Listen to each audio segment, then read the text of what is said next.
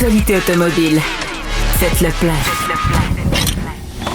Un parcours bien contrôlé. C'est le Guide de l'auto. La référence depuis 1967.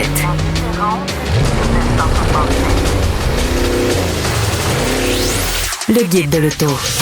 Bonjour tout le monde, bienvenue au Guide de l'auto. Louis-Philippe Dubé au micro principal en compagnie de Hugues Gonneau et Julien Amado, rédacteur en chef au Guide de l'auto. Merci d'être venu, Julien.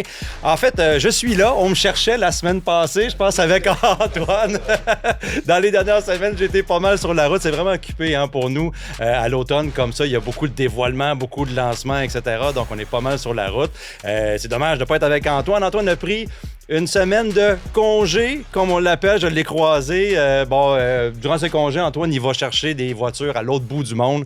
Et Antoine est allé chercher des Honda Civic 95, là, je pense, un CRX, etc., un 1500S à Vancouver pour faire 4500 km avec les véhicules dans la neige en retour à Montréal. Donc, je pense qu'Antoine va être capable de nous raconter ça en revenant. Donc, pour aujourd'hui, au Guide de l'auto, on a une émission quand même chargée, plusieurs actualités. On va avoir également une chronique rétro avec Hugues, puis aussi, nous autres, on va parler de nos essais. Des essais qui se sont faits en Asie, en fait, de ta part. De ton côté, tu as fait l'essai d'un K-Car que j'ai vraiment hâte d'entendre tes impressions de conduite, ton expérience, puis aussi ton opinion un peu sur ces véhicules-là. Et pour ma part, on va parler du Hyundai Ioniq 6N que j'ai essayé en Corée du Sud.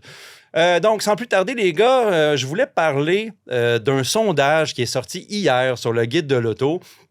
Un sondage qui a été fait par l'organisation du Salon de l'Auto de Toronto et qui donne un petit peu un aperçu des intentions d'achat en ce qui concerne les automobiles pour les Canadiens. Là, je vais le dire avant que vous le disiez, je vais le dire avant que les gens à la maison le disent. Les intentions d'achat des Québécois sont très différentes de ceux du restant du Canada, surtout en ce qui a trait les véhicules électriques, électrifiés, hybrides, etc.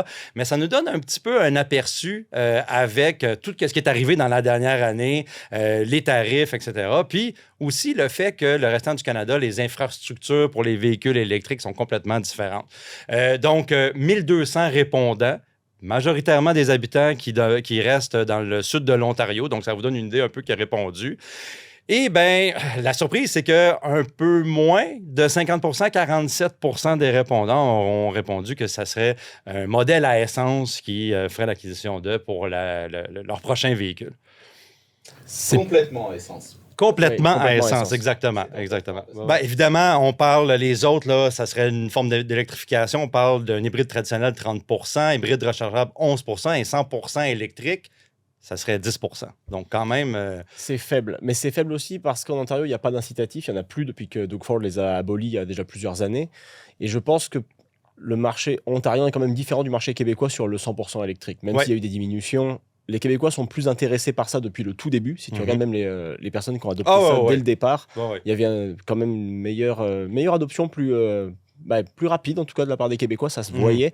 L'autre affaire aussi, je pense quand même, par rapport aux Ontariens, c'est que déjà, il y a plus de rabais, mais il y a aussi peut-être moins d'intérêt du fait que les véhicules sont moins poussés. Tu as des constructeurs qui vendent les véhicules en priorité chez nous ou au BC, en Colombie-Britannique, pendant longtemps, qui ont fait ça. Donc peut-être l'Ontario un peu plus délaissé. Il y a peut-être aussi moins de stock. Il y a peut-être moins de volonté des concessionnaires de pousser les véhiles. Ouais. Puis les infrastructures, j'allais dire, Hugues, justement, et nous, on le dit tout le temps, notre réseau de recharge est quand même... On est chanceux. On est chanceux. Faites un voyage Montréal-Toronto sur la 401. Des fois, ça peut être un peu plus difficile, surtout pour les bornes rapides, etc. Il y en a que ça fonctionne, il y en a que ça fonctionne pas.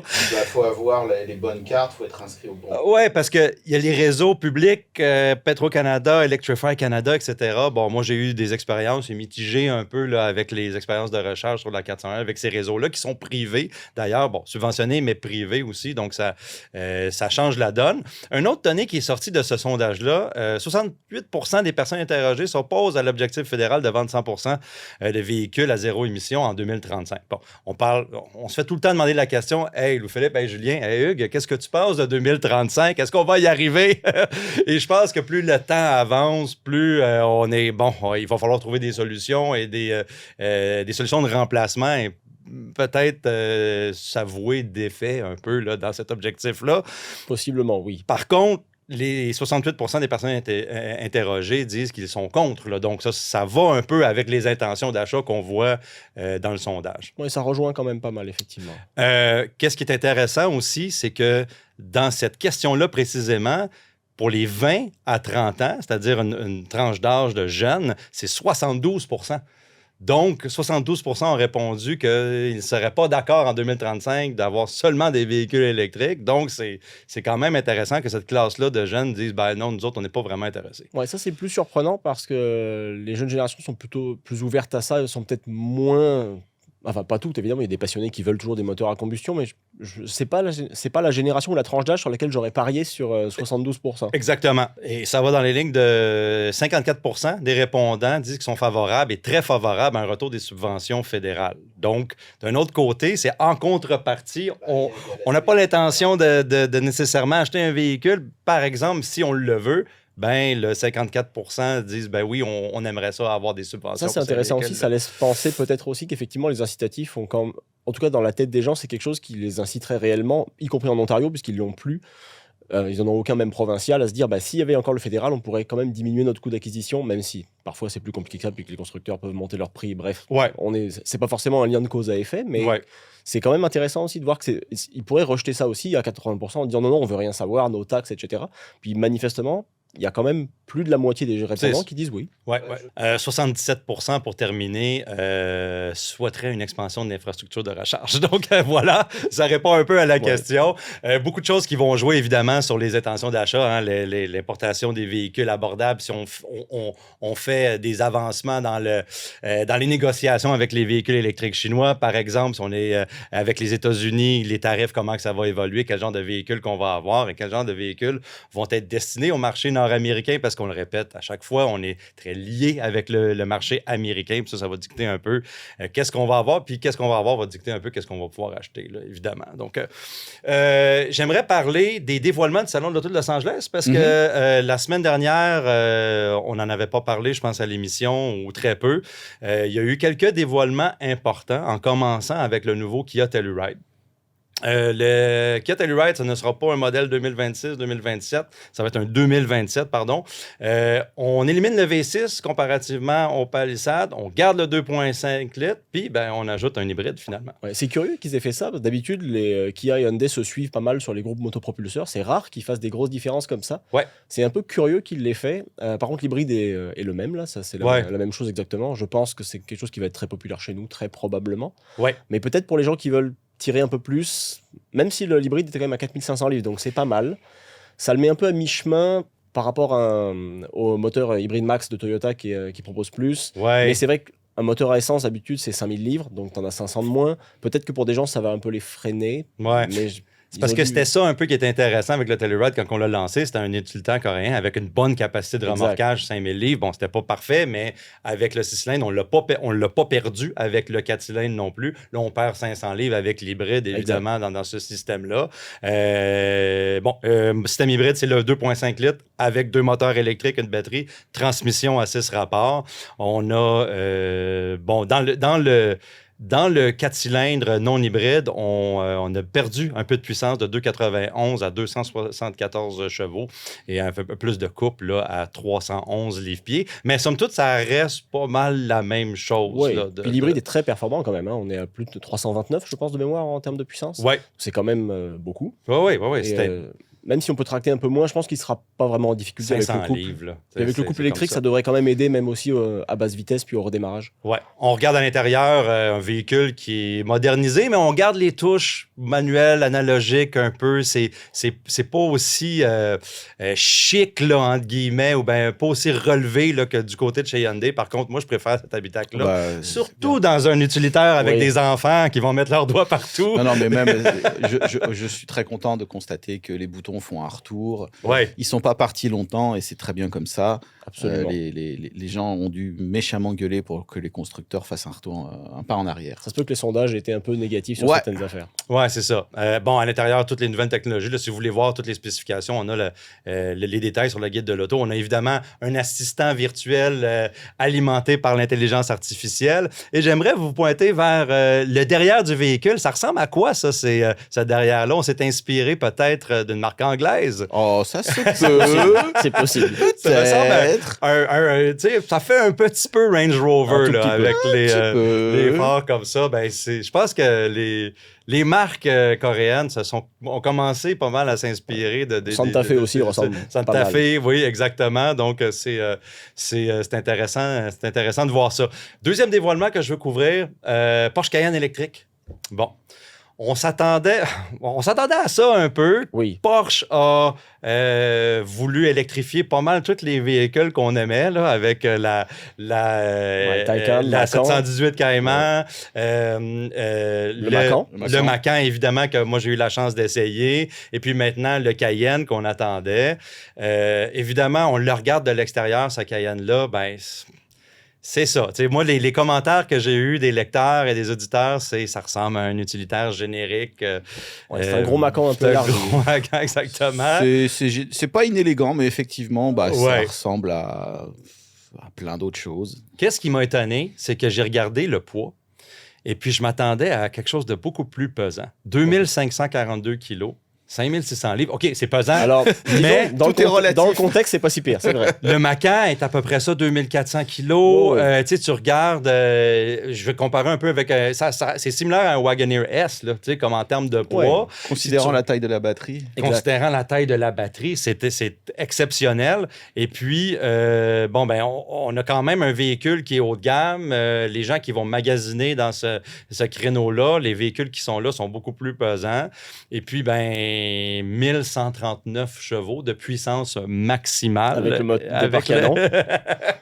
Donc, on a 3 modèles, 402 chevaux, 844 chevaux. Et puis, avec le modèle turbo, là, turbo, on aime ça dire ça, turbo, Oui, pour un turbo véhicule électrique. électrique. On va le rappeler que c'est beaucoup d'audace. Un jour, il faudra m'expliquer. Avec le moteur turbo, avec le push-to-pass, pour le terme anglophone, 1139 chevaux. Je pense que ça dure 10 secondes. Oui. Écoutez, je pense que vous Tout allez... ce dont on a besoin pour sauver la planète. C'est fabuleux. Et au Québec, surtout, à 100 Ah là kilomètres. là. Oui, En Allemagne, tu peux avoir un peu de fun quand même. Ouais, mais Chez nous, ça va être plus difficile. je pense que vous allez vous joindre à moi en disant qu'on pourrait échanger des chevaux pour des kilomètres d'autonomie. Oui, probablement. Techniquement, ça ne marche pas comme ça, Louis-Philippe, on va me le répéter, Oui. c'est pas comme ça. c'est exactement Par ce que contre- j'allais te dire. Pourquoi ça marche pas comme ça? C'est ça la question. dommage. On a des grosses batteries, on a, Parce que- évidemment, parce que faire de la puissance, c'est très facile avec des moteurs électriques, mais le conditionnement de batterie et être capable de livrer beaucoup d'autonomie avec des véhicules avec un tel poids, C'est ça. ça marche pas comme ça et c'est dommage. 400 kW de puissance de recharge maximale. Ça, c'est impressionnant quand Alors, même. ça, c'est impressionnant quand même. On a parlé du iX3, BMW iX3, un véhicule que j'ai essayé. J'ai pas le droit d'en parler. Par contre, je peux dire qu'on est capable d'aller chercher 400 kW de puissance OK. de recharge maximale. Donc, c'est quand même assez intéressant. Et puis, l'image qu'on avait là, c'est l'introduction de la recharge par induction. Pour le Porsche Cayenne. En fait, c'est une technologie qui existe depuis très longtemps. Moi, je l'ai vu en Formule E en 2017, quand que les véhicules se faisaient recharger pour éviter l'encombrement des câbles dans les puits. C'est très intelligent. Même pour nos téléphones, c'est quelque chose qu'on a aussi. tu sais. C'est Oh oui. c'est Non, c'est pas une nouveau, technologie qui utilise, mais je veux dire pour les véhicules, mais Oui. pour les téléphones, ça existe depuis un bout de temps. Là, on veut, je vais dire démocratiser, mais ça ne sera pas démocratisé, ça va être très dispendieux. Par contre, avoir ça dans le garage, pouvoir stationner ton véhicule par-dessus, on fait un champ magnétique là, entre le véhicule et le pavé de recharge, et puis on est capable de charger à 11 kW. Bon, Ça fait un méchant champ magnétique. Ouais, quand même. la poussière, la gadoue, la neige, la glace au Québec, oui, bon, on nous dit qu'on est quand même prêt pour ça, mais on a quand même hâte Oui, il y a de une tester. fonctionnalité qui détecte si le système n'est pas capable de produire le champ maximum, il va vous prévenir sur l'app. Donc, il y a quand même des choses intéressantes. C'est sûr que c'est pas une grosse révolution, mais pour effectivement les propriétaires d'un Cayenne ou de véhicules haut de gamme, de ne plus avoir à être dépendant d'un câble, c'est toujours plus cool. Ouais, puis c'est intéressant si ça commence à être introduit par des marques comme ça. Puis là, on en fabrique de plus en plus. Les fournisseurs de ces équipements-là peuvent peut-être en faire des plus abordables pour des véhicules. Ça peut se démocratiser. Plus mainstream, là. Ça peut Très être intéressant. franchement, j'ai un peu de misère à voir l'intérêt de démocratiser ça parce qu'il faut déjà avoir un garage. ce qui est quand même pas Et le pas à cas de tout le l'extérieur. monde. Ouais. Il y a beaucoup de gens qui ont juste des entrées de garage et Ouais, qui utilisent évidemment. leur voiture sous un petit toit en plastique. Ouais, avec la borne, là, Voilà, puis, et ça puis garde le véhicule. le fil reste quand même, à mon avis, très très pratique. Ouais. L'induction, ça va être réservé, je pense, quand même Pour des véhicules haut de gamme. à du plus du haut de gamme. On commence à 131 300 pour le modèle de base et 178 000 300 pour la version turbo. Écoute, encore là, Avant je suis pas... avant les innombrables Ouais, et oui. indispensables Mais je suis options. pas tombé sur le dos. Je m'attendais à plus cher Je pour le m'attendais turbo. encore plus cher pour le modèle turbo. Je pense Moi qu'on veut en vendre, on veut monétiser un peu cette plateforme-là qu'on a développée chez Porsche. Et puis, ben, si on rentre dans le 200 000, là, peut-être que D'autant le qu'ils choix sera pas là. vu la situation dans laquelle ils sont actuellement, ils ont intérêt à démocratiser avec d'immenses guillemets l'accès à l'électrique. Pour les gens qui nous regardent à la télévision. Oui. Des guillemets. Parce que là, Ça va pas bien. Ça va pas bien et je Ouais. pense que ils sont pas prêts de rentrer dans leurs investissements, donc il faut qu'ils fassent aussi de quoi pour un peu attirer la clientèle. Ouais, je suis d'accord avec toi. Deuxième véhicule électrique qu'on veut parler, le dernier véhicule qu'on veut parer pour le Salon de Los Angeles, c'est le Jeep Recon. Une autre marque pour laquelle ça va pas très bien. non c'est plus. vrai. Cue la petite son du segment Stellantis. Je pense que ça sera pas très long aujourd'hui. Mais le Pour Jeep, une fois. le Jeep Recon, hein, c'est ce petit Jeep qui veut être le Wrangler électrique, si on peut l'interpréter ainsi, qui veut attirer cette clientèle-là qui fait du hors-route, mais dans un véhicule 100% électrique. Encore là, on abuse ses chiffres de puissance, 650 chevaux, 620 livres-pieds de couple. Je pense que instantané. c'est pas si compliqué à mettre. Donc tu le mets, mais... tellement performant. Évidemment, c'est fidèle au concept. Hein. On avait vu des concepts, des véhicules. On l'a vu souvent, le Recon. On l'avait vu en concept. Puis on savait qu'elle allait ressembler à ça. Ils se ressemblent beaucoup. Ouais, c'est assez similaire. C'est assez similaire. Intéressant comme design, intéressant comme principe aussi, parce que chez Stellantis, on a la magique plateforme STLA qu'il faut la mettre le plus possible partout. Puis pour être capable de faire ce véhicule-là, évidemment, on a toutes sortes de dispositifs de protection, de plaques de protection pour la batterie, parce que c'est ça le plus gros enjeu.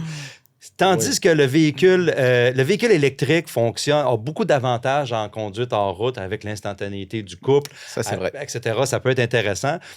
Il y en a qui ont conduit des véhicules en route avec l'instantanéité. Ça peut être bon comme ça peut être mauvais. Tout dépend du réglage du potentiomètre d'accélérateur. Exactement. De la finesse que tu vas avoir. Le dosage de l'accélérateur, il faut que ça soit dans la finesse, il faut que ça soit être capable d'anticiper un peu les mouvements du véhicule, parce que 620 livres-pieds, c'est mal dosé, ça peut t'envoyer où est-ce que tu veux pas aller dans le sentier en route. C'est ça, exactement. Donc, j'espère. Mais je m'étais entretenu avec un ingénieur chez Stellantis qui travaillait sur la filière hors route globalement là, chez Stellantis, et c'était quelque chose qu'on cherchait à raffiner le mieux possible, parce que la clientèle chez Jeep ne veut pas que ça devienne un problème. Il faut que ça soit le plus raffiné possible, parce que ces gens-là, je pense que la proportion des gens qui vont acheter ce véhicule-là vont aller faire du hors-route pour de vrai. Il faut qu'il soit capable, parce qu'un Wrangler, malgré tout, moi, à chaque fois que je prends le volant de ce véhicule, dans des conditions vraiment difficiles, tu dis non, mais là, ça passera pas. Et ça passe à chaque fois. C'est quand même des véhicules qui sont impressionnants. Les attentes sont très hautes là, pour le Recon. Et si tu troques ton Wrangler à essence contre un Recon, c'est pas vrai que tu vas pas pouvoir monter des rochers parce que ça va se mettre à patiner tout le temps parce que c'est pas bien fait ou ça va pas comme il faut. Il faut que tu puisses faire ce que tu faisais avant. Ou d'avoir peur de taper la batterie. L'autre affaire, c'est ça. D'être pris là avec ton véhicule qui pèse 5000 livres, puis aller... Parce que le recovery, là, la récupération de ces véhicules-là en sentier... Ça te prend un plus gros treuil, ça prend quand même quelque chose. Là. Fait que pour les gens qui font du en-route le savent, là, ça va prendre des véhicules pour aller chercher ça si jamais ça reste pris. Là. Fait que, en tout cas, 400 km d'autonomie, évidemment, c'est suffisant. Parce que tu veux pas être pris dans le bois...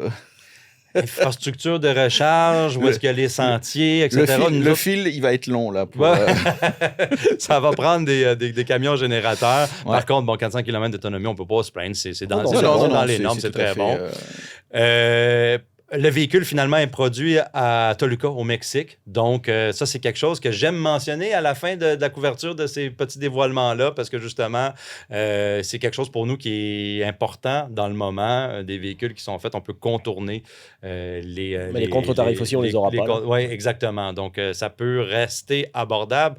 encore là de manière très dynamique, là, selon les humeurs de nos chefs en politique. Nos chefs respectifs en politique. Donc, j'aimerais couvrir aussi un véhicule qui a été dévoilé, puis c'est Antoine qui a assisté à ce dévoilement-là. Il n'est pas là pour nous en parler, mais on va en parler pareil. Le GV60 Magma de Genesis.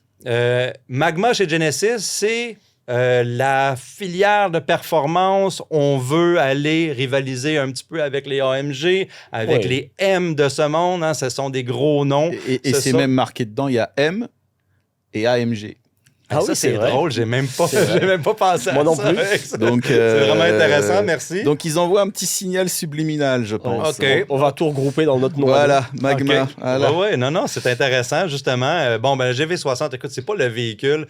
Quand j'ai vu ce véhicule-là, pour la première fois, je me suis pas imaginé une variante performance du GV60. Non, hein? c'est pas la première pensée qui te vient à la tête. On est d'accord. Utilitaire, très arrondi, avec les couleurs. Hein, tu te rappelles des couleurs de lancement, l'espèce de bleu aussi, pastel, 2 tons avec la finition chrome. J'étais, oh, OK, on a été très audacieux dans le design. Et Genesis, on félicite souvent l'audace dans le coup de crayon. Par contre, le GV60, c'était pas celui qui nous inspirait le plus la performance. Non. Mais c'est celui qu'on a choisi pour lancer la marque ou la sous-marque ou l'emblème Magma.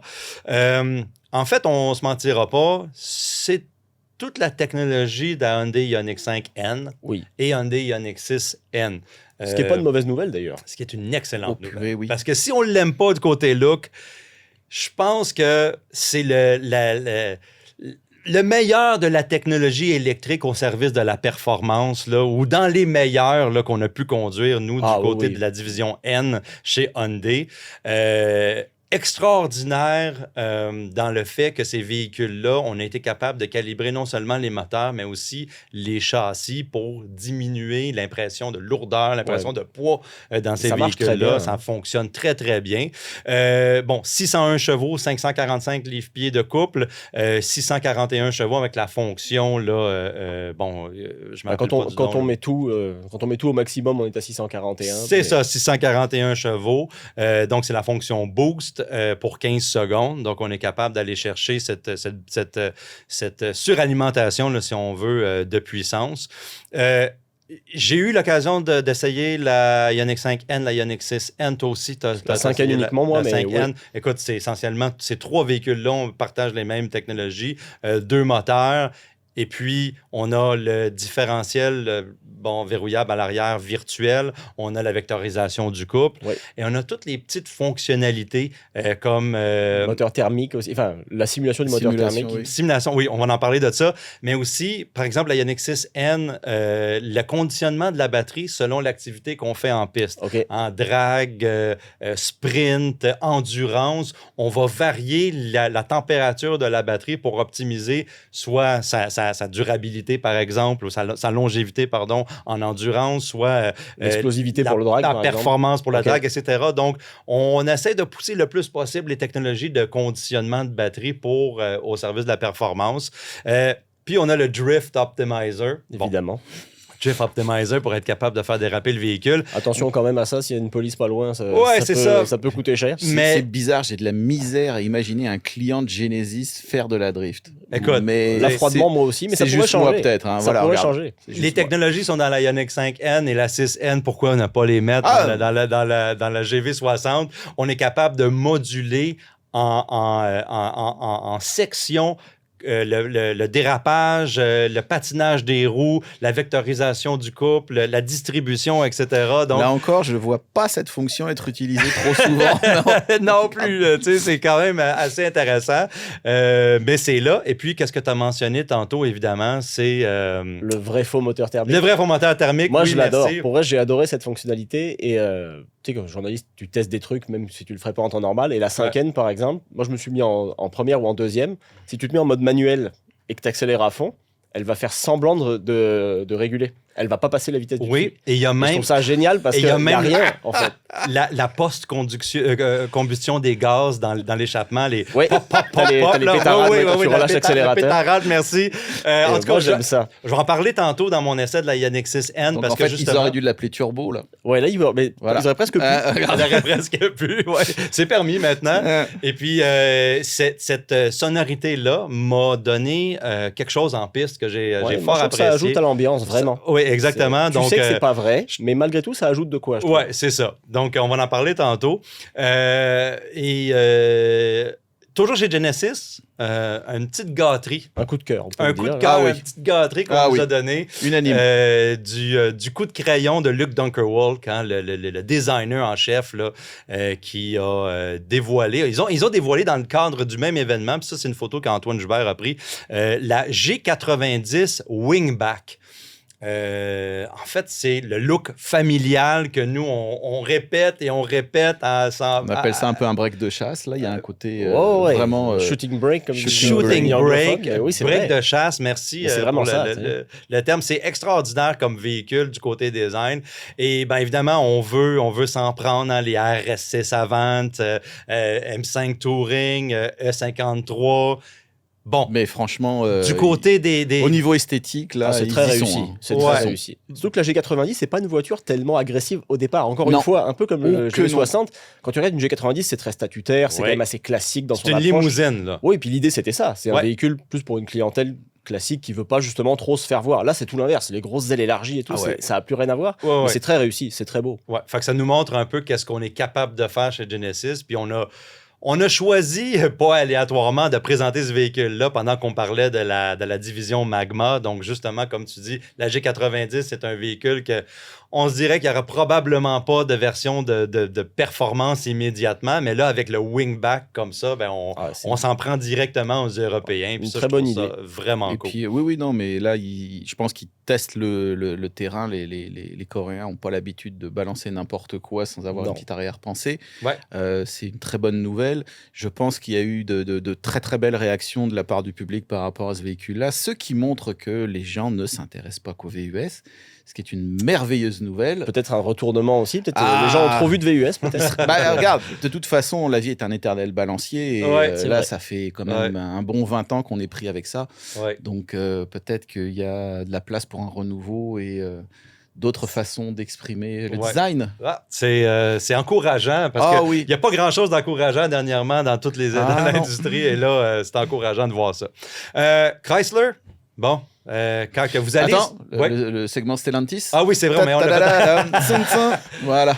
Chrysler, les gars, quand vous allez sur le site de Chrysler pour chercher des on va chercher des spécifications, pas grandes spécifications, mais c'est le site un petit je pense, le plus tristounet de tous les sites Internet de l'automobile. Tu l'as dit, oui. Parce c'est pas facile en ce moment. On a la Pacifica, la Grande Caravane et la Pacifica et la Grande Caravane. Oui, c'est ça. Voilà. Et la PHEV.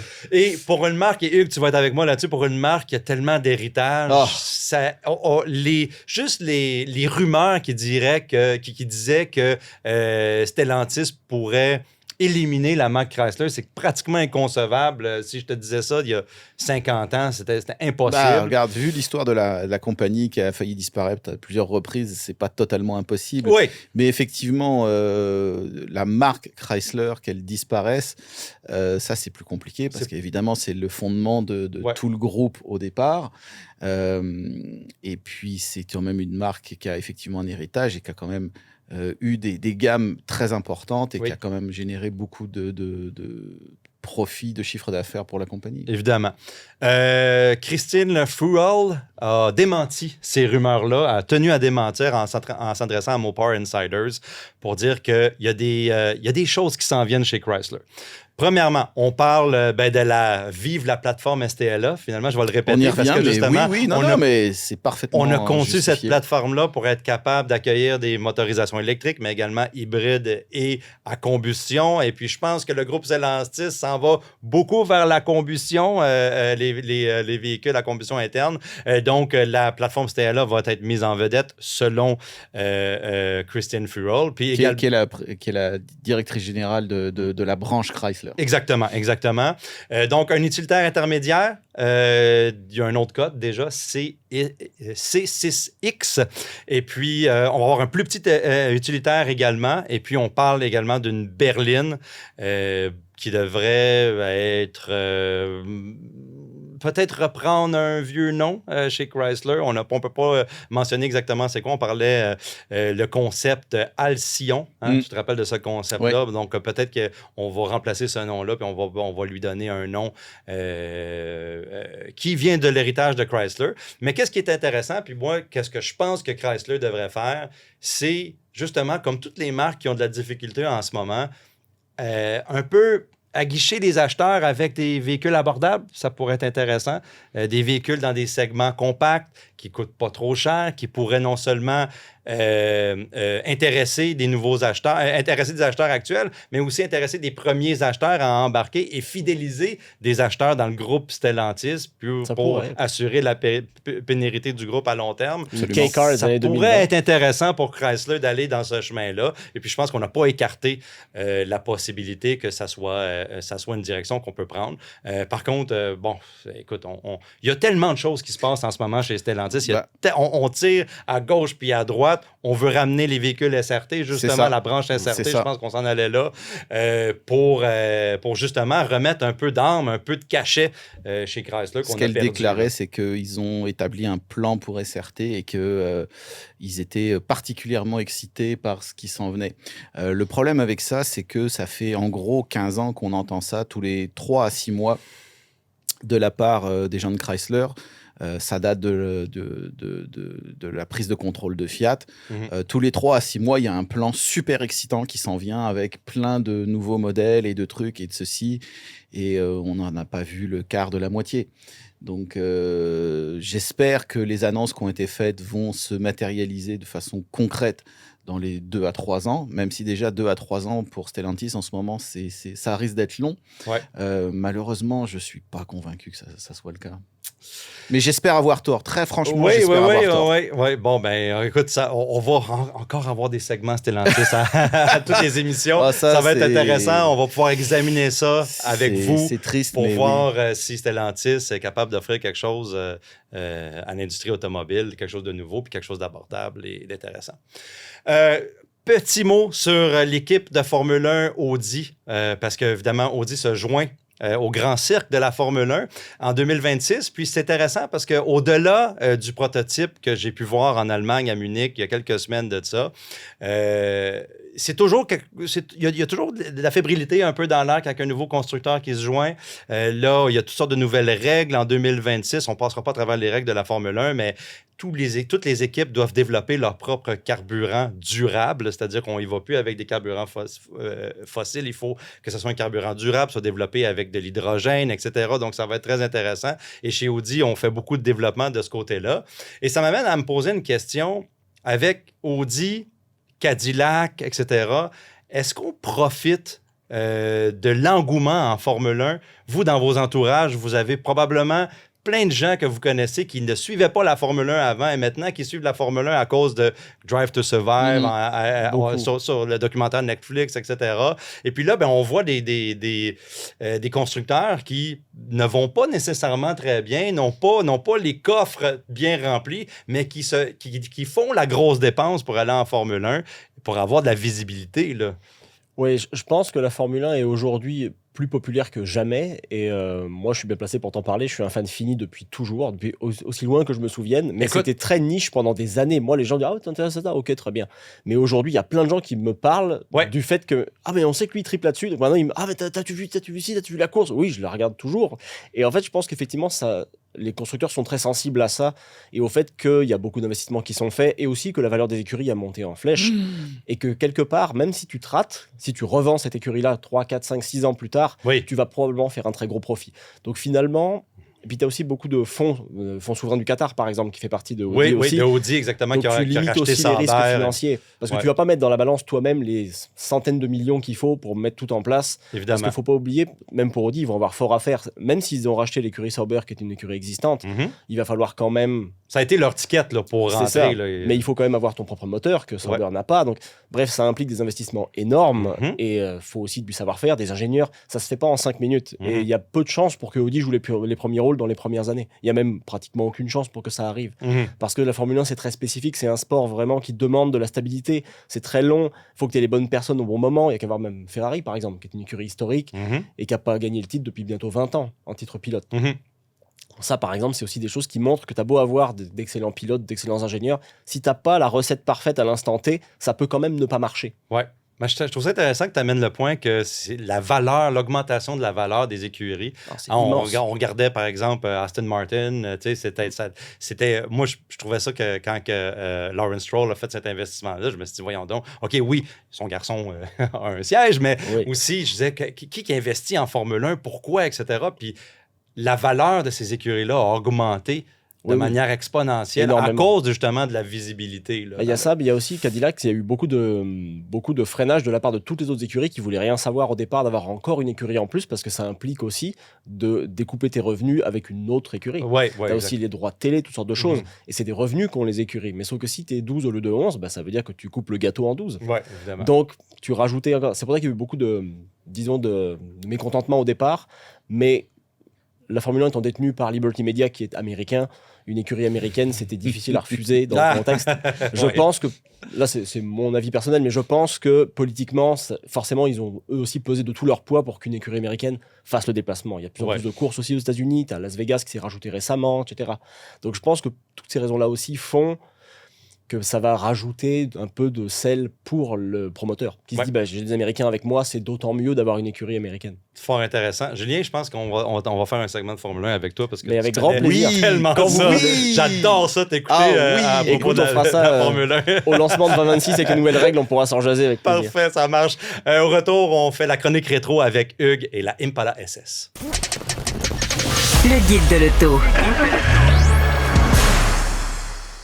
Hugues, pendant que la berline américaine ne se porte pas très bien en 2025, on peut le dire, elle a déjà connu beaucoup de succès. Tu veux nous parler aujourd'hui de la Chevrolet Impala SS des années 1994-1996. Prenez une berline bien tranquille, mais alors bien tranquille. Ajoutez-lui un bon moteur et de quoi coller au pavé, modifiez l'esthétique et ressortez un logo mythique pour faire bonne mesure. Est-ce la recette du succès ? Parle-nous de la base de l'Impala SS. La Chevrolet Caprice classique, c'est la base. Après 2 chocs pétroliers, l'Amérique du Nord évolue et désire des autos plus petites. Pourtant, les modèles pleine grandeur de Chevrolet, Caprice et Caprice classique sur base B-Body, assurent encore d'excellents chiffres de vente. 191 000 exemplaires en 88, 197 000 en 89 et 223 000 et des poussières en 1990, alors qu'il s'agit d'un modèle lancé en 1977. Et puis arrive la génération de 1991. Si elle repose essentiellement sur la plateforme de l'ancienne, propulsion, châssis séparé, la nouvelle Caprice classique arbore une allure plus aérodynamique et très moderne. Trop sûrement. Car malgré le titre de voiture de l'année 1991 du magazine Motor Trend, le style semble dérouté.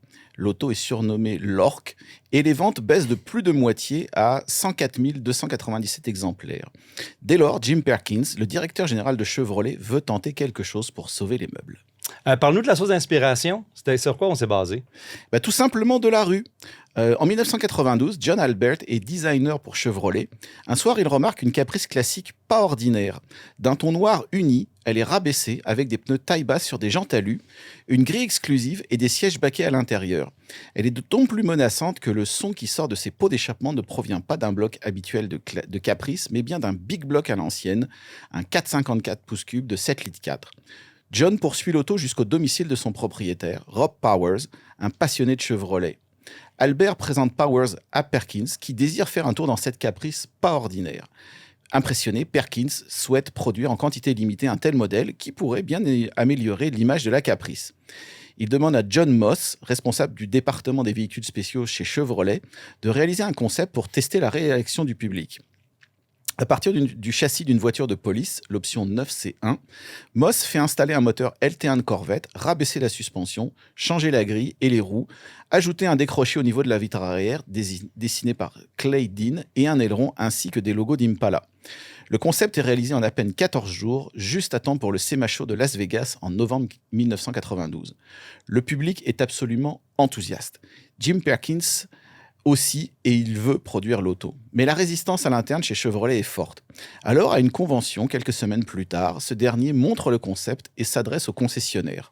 « Je souhaite mettre cette auto en production, mais j'ai besoin d'au moins 2000 commandes pour le faire. » 2 heures plus tard, il en avait 2800, le feu vert était lancé.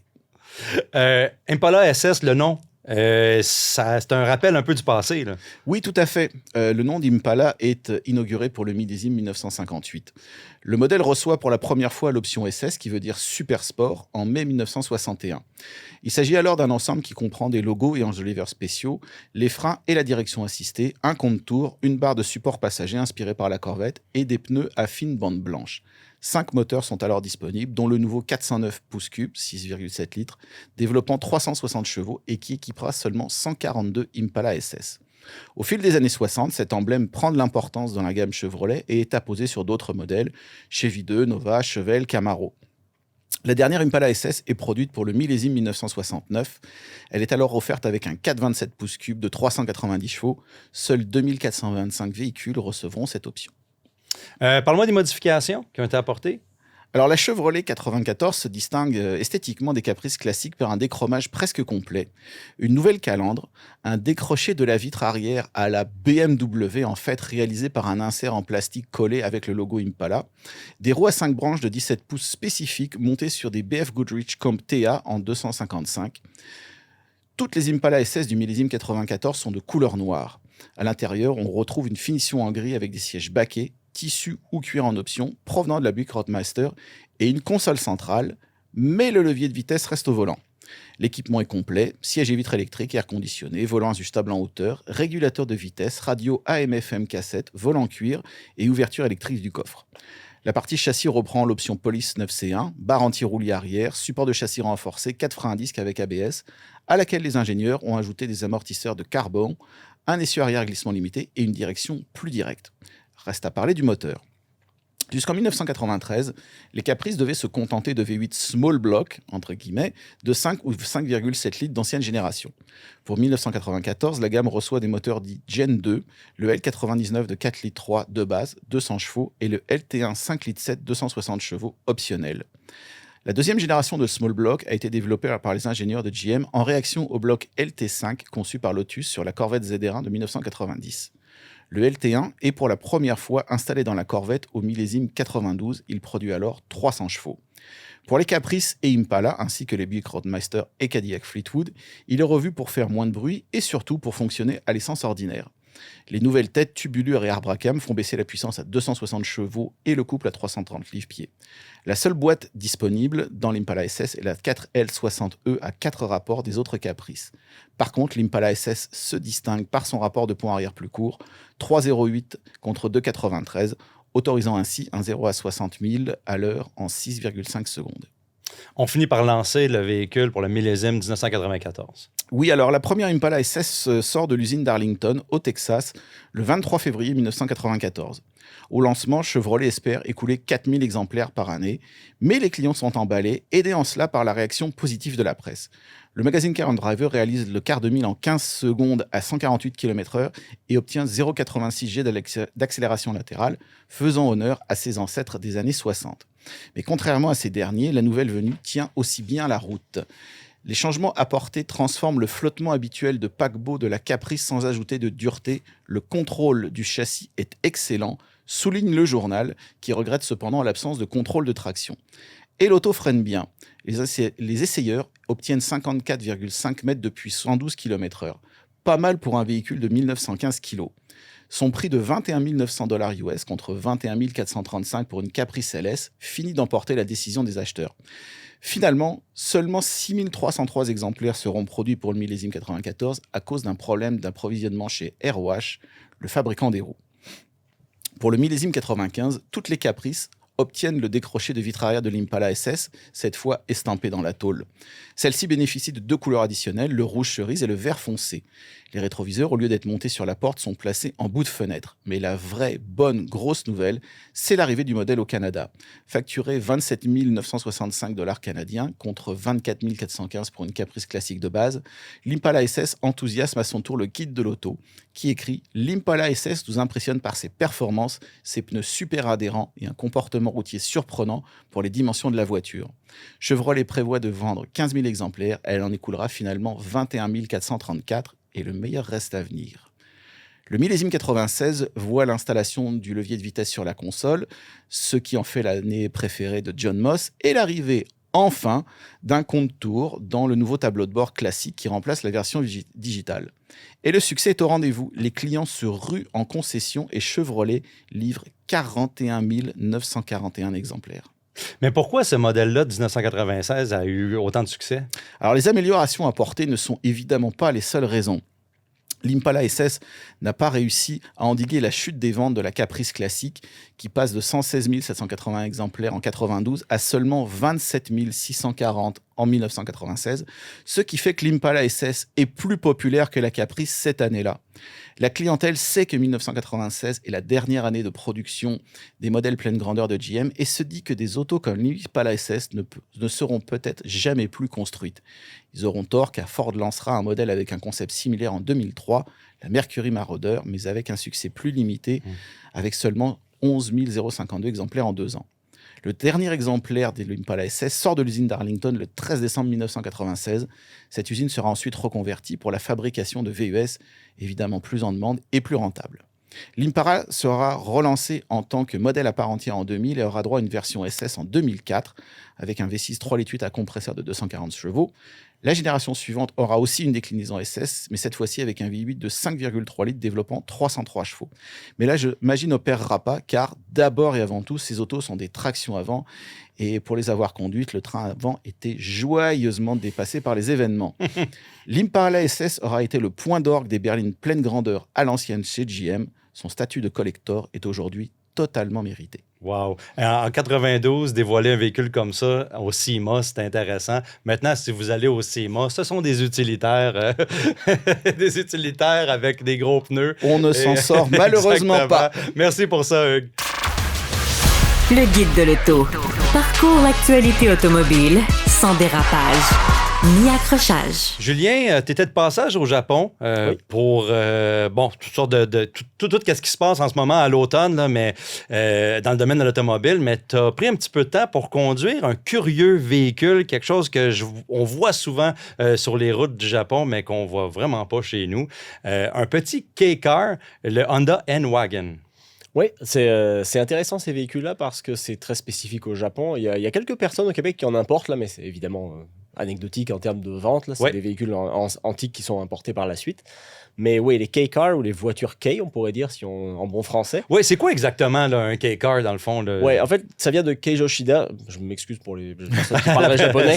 Ça veut dire véhicule léger, en fait, là-bas. Mais pas léger au sens forcément du poids. C'est aussi, mettons, un véhicule qui est petit et qui se veut économe d'une manière assez global, pas seulement pour léger sur le portefeuille aussi. Là. Léger sur tout, normalement. Okay. Et en fait, il y a des règles très strictes qui entourent ces véhicules-là au Japon. Dans le Japon, on sait comment ça peut être strict à bien des égards. Et en fait, ces véhicules-là ont une cylindrée limitée. Donc, tu as droit à 660 cc, donc 660 cm3 maximum, donc un peu plus qu'un demi-litre. C'est pas beaucoup comme cylindrée. Et après ça, tu as des dimensions extérieures qui sont aussi limitées. C'est 3,40 m de long maximum. Après ça, c'est 1,48 m de large maximum et 2 mètres de haut maximum. Bon, ça, généralement, c'est pas atteint parce que là, quand même, 2 mètres de haut, ça ferait une drôle de...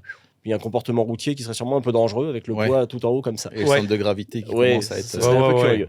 Et souvent, en fait, ces véhicules-là, l'idée principale, c'est d'avoir un véhicule très pratique. Donc, tu as vraiment les roues rejetées aux quatre coins, des roues assez petites par rapport à ce qu'on connaît. Le véhicule que j'ai conduit, par exemple, c'était des roues de 14 pouces. C'est du 155 par 65. Ça coûte pas cher de tire. Non, ça va, ça coûte pas cher. Ça coûte vraiment pas cher.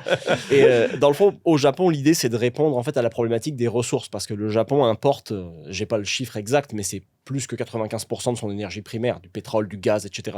Ils ont assez peu de ressources et c'est un pays qui est très industrialisé, qui est extrêmement peuplé. Le Grand Tokyo, c'est la population entière du Canada. pour se donner à peu près une idée.